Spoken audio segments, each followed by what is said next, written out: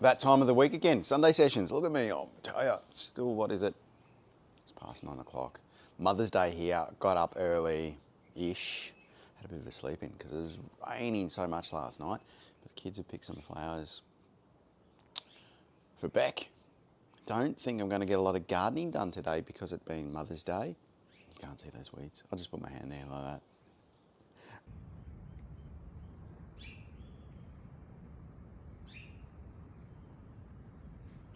Since last week, I showcased me putting some netting over the top, sort of gone more advanced. I went and bought some electrical conduit, made it look a little bit neater because last week I just thrown it over the top of the stakes that I have on the corners, but yeah, I thought I could have done a better job, so that's what I did. Taking out all the old lettuce that I had in this bed here during the week. I just basically, all you do is you cut it at the base, leave the roots in there. Sometimes what happens is when you do that is that you'll get a secondary growth of lettuce. But in this case, because it's really been damp and moist, I reckon they're just going to rot anyway, which is fine. The reason I'm doing that is because I don't want to disrupt the soil structure. So rather than turning it over again and leaving it as is, and all I'm doing is I'm then top dressing with some of the compost that I make myself.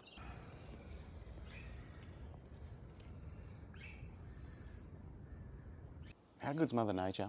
So this here, little cherry tomato, it's popped up. Always recommend to anyone wanting to grow tomatoes, particularly if you're just starting out, always grow cherry tomatoes. They're great because they're quite hardy, they're disease resistant, and that's one of the reasons why you always find them just come up out of the middle of nowhere just as compost tomatoes. And these guys here, I don't know what variety they are, but they're like a little Black Russian dark cherry tomato. You can sort of see here we've had so much rain. All the fruit started to split, which so good. Nothing beats a homegrown tomato. Wins every time. You got the best tomato on your plant.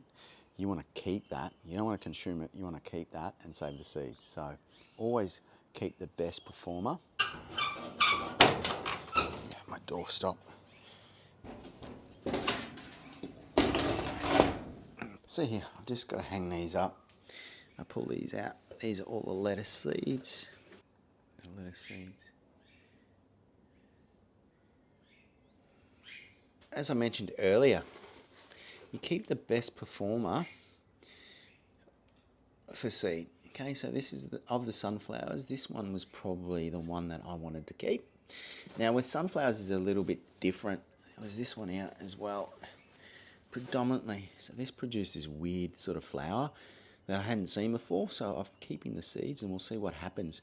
Now the thing with particularly sunflowers, they're not necessarily open pollinated. So they're hybrids quite often, which means that you end up getting something that is not the same.